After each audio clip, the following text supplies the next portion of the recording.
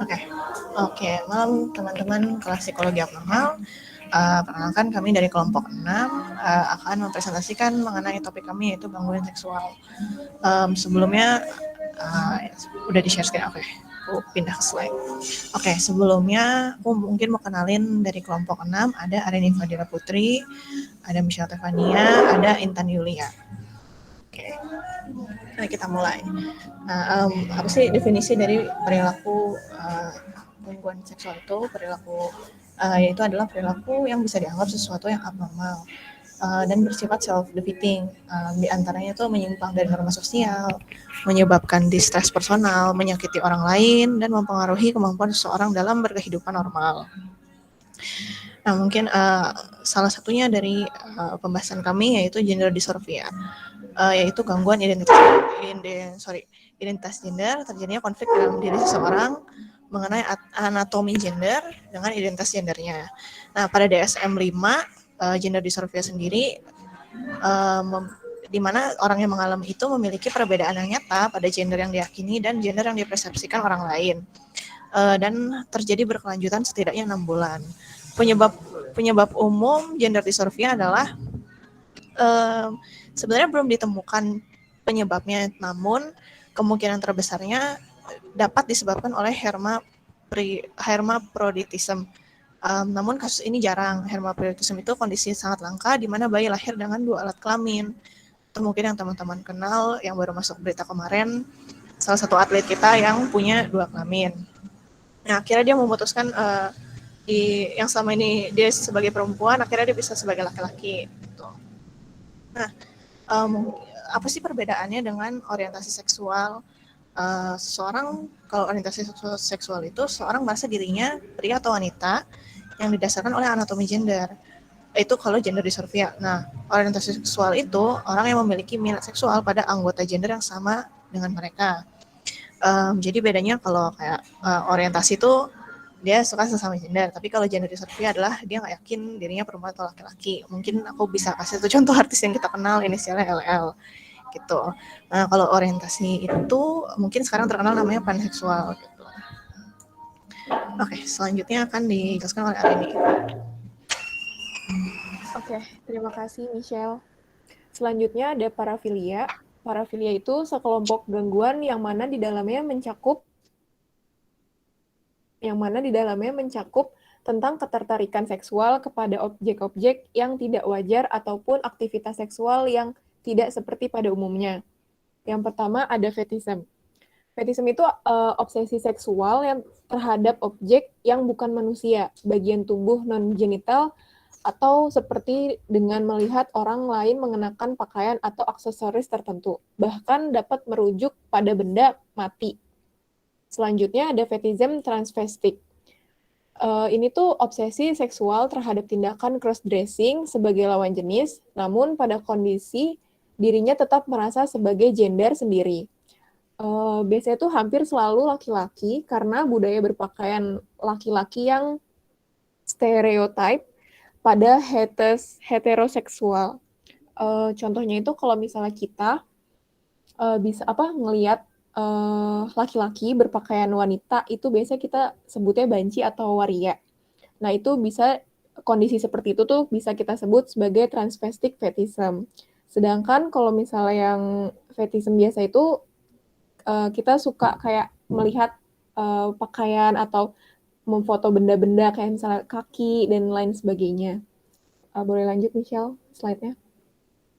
Oke, selanjutnya terdapat 2 teori besar psikologi yang dianggap dapat menjelaskan perilaku fetis, yaitu perspektif psikoanalisis dan faktor behavioral. Belum ada penyebab pasti gangguan fetis yang ditetapkan hingga saat ini. Kriteria DSM-5. Berulang, intens selama periode setidaknya 6 bulan pada laki-laki heteroseksual, fantasi, dorongan, atau perilaku yang menimbulkan gairah seksual yang berkaitan dengan memakai pakaian lawan jenis.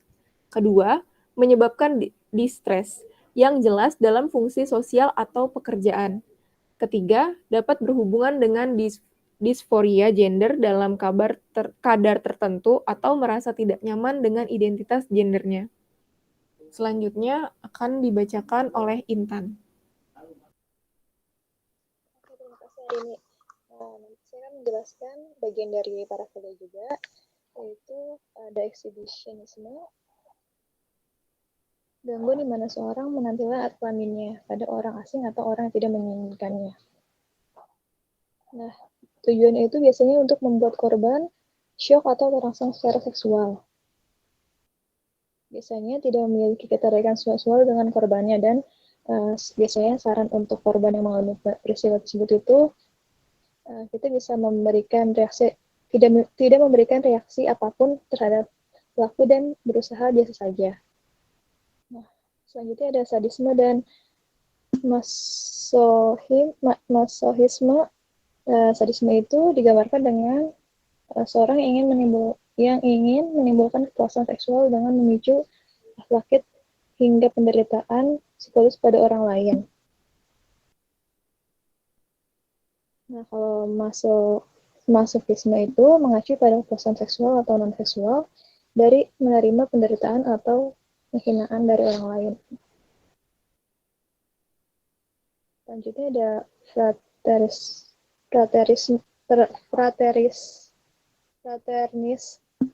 Menurut DSM-5, seorang mengalami fraternis akan secara 6 bulan berturut-turut mengalami gairah seksual secara intens dari menyentuh orang lain tanpa persetujuan. Pengobatannya dengan obat psikoterapika, terutama antidepresan dengan anti-androgen yang mengikat hormon seks androgini dan bantuan dalam mengurangi frekuensi dan intensitas dorongan seksual. Nah, biasanya ini terjadi di KRL. Selanjutnya, Michelle.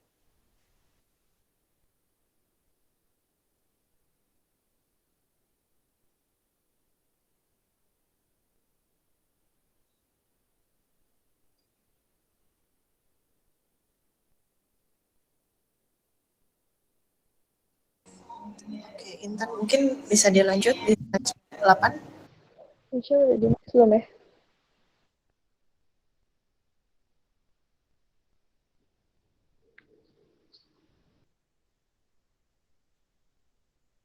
Halo, Intan?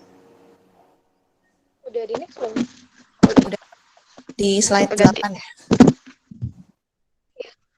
Selanjutnya ada voyeurism, yaitu mengacu pada keinginan untuk memata-matai orang yang tidak curiga atau tidak menyetujui selama kegiatan pribadi mereka. Nah, gangguan voyeuristik ini memberikan rasa puas secara seksual pada penderita saat melihat orang lain melakukan aktivitas pribadi seperti membuka pakaian, telanjang, dan atau melihat orang melakukan tindakan seksual. Nah, contohnya itu biasa kadang-kadang ada kamera tersembunyi pada toilet gitu. Nah, itu biasanya pelakunya penderita voyeurism itu melakukan hal-hal seperti itu. Nanti ada pedofilia dan incest. Gangguan pedofilia ini berkaitan dengan individu yang secara bebas mengungkapkan minat parafiliknya dan individu yang menyangkal ketertarikan seksual apapun kepada anak-anak, remaja, atau mereka yang berusia 13 tahun ke bawah meskipun ada bukti substansial ketertarikan tersebut. Next, Michelle.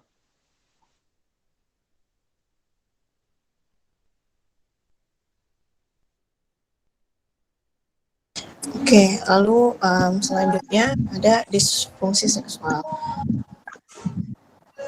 Oke.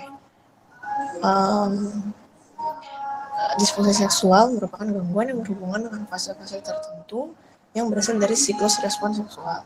Contoh diantaranya termasuk gangguan gairah, gangguan hasrat, gangguan nyeri, dan gangguan orgasme. Berikut lebih detailnya. Jadi ada beberapa, ada hypoactive sexual desire disorder, sexual aversion disorder, female sexual arousal disorder. Hypoactive sexual desire disorder adalah contohnya memiliki pengenalan fantasi seksual atau tidak memiliki keinginan untuk melakukan aktivitas seksual. Misalnya penderita nggak memulai atau memiliki respon yang lambat terhadap pasangan, dapat muncul di usia remaja, bertahan hingga sepanjang hidup. Lalu ada sexual aversion disorder, seorang yang menghindari terus-menerus dan enggan untuk melakukan kontak seksual genital dengan pasangannya. Lalu biasanya yang dirasakan adalah panik, takut, pusing, mual. Lalu ada juga female sexual arousal disorder, yaitu gangguan yang terjadi pada perempuan, digambarkan dengan ketidakmampuan menyelesaikan aktivitas seksual dengan adanya pelunasan yang memadai dan menyebabkan masalah dalam hubungan interpersonal, sehingga akan mengalami sakit ketika melakukan hubungan seksual, seringkali menghindari untuk melakukan kontak seksual dengan pasangannya. Lalu masih ada lagi, ada male erectile disorder, ketika pria tidak mampu untuk menahankan ereksi ketika melakukan seksual. Lalu ada female orgasmic disorder, yaitu gangguan orgasme. Ada male orgasmic disorder, kurang lebih sama tapi terjadinya pada laki-laki. Lalu ada premature ejaculation, ini biasanya terjadi pada umumnya pada laki-laki. Lalu setelah itu ada dyspareunia, gangguan nyeri seksual yang terjadi pada organ vital ketika sedang melakukan hubungan seksual. Bisa terjadi pada pria, bisa terjadi pada wanita. Cenderung bisa kronis dan mengganggu penderitanya. Selanjutnya akan dijelaskan oleh Arini. Oke, terima kasih Michelle. Selanjutnya ialah etiologi disfungsi seksual. Faktor fisik yang pertama, gangguan vaskuler pembuluh darah, misalnya gangguan arteri koronaria. Yang kedua, penyakit sistemik, antara lain diabetes mellitus, hipertensi, hiperlipidemia, atau kelebihan lemak darah. Yang ketiga, gangguan neurologis seperti penyakit stroke, multiple sclerosis. Yang keempat, ada faktor neurogen, yakni kerusakan sumsum tulang belakang dan kerusakan saraf. Yang kelima ada gangguan hormonal, yang keenam ada gangguan anatomi, yang ketujuh ada faktor lain seperti prostatektomi, merokok, alkohol, dan obesitas. Yang terakhir ada obat-obatan antidepresan dan psikotropika seperti selektif, serotonin, reuptake, atau inhibitors atau SSRI, dan antidepresan. Selanjutnya, ada etiologi parafilia, faktor psikoseksual. Semua faktor kejiwaan yang terganggu dalam diri penderita, misalnya depresi, kecemasan yang menyebabkan disfungsi seksual. Selanjutnya ada faktor neurobiologis. Sebagian besar yang mengidap parafilia adalah laki-laki, sehingga terdapat spekulasi bahwa androgen berperan atau hormon utama pada laki-laki.